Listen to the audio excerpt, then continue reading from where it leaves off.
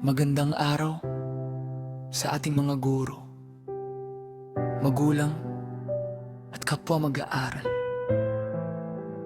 Ngayon ay isang napakahalagang araw sa aming buhay.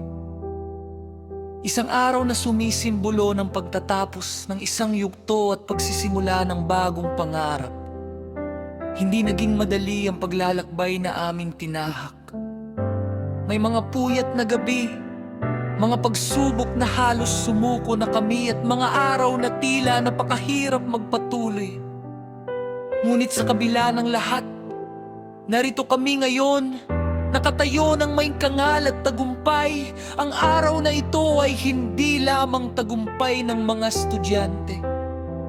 Ito rin ay tagumpay ng aming mga guro na walang sawang nagturo at gumabay sa amin.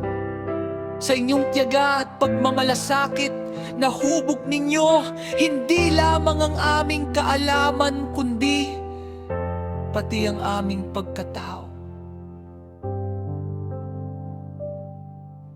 Isang taos-pusong pasasalamat din sa aming mga magulang at pamilya. Kayo ang aming lakas at inspirasyon sa bawat sakripisyo ninyo at sa bawat salita. Kaya mo yan, nagkaroon kami ng lakas ng loob upang ipagpatuloy ang aming mga pangarap. Sa aming mga kapwa nagtatapos, ang araw na ito ay paalala na kaya nating maabot ang ating mga pangarap kung may sipag, tiyaga at pananampalataya.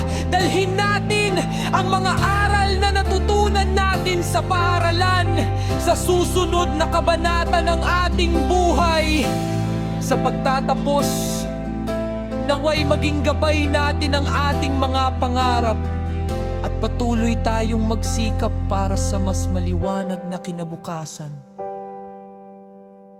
Maligayang graduation sa ating lahat!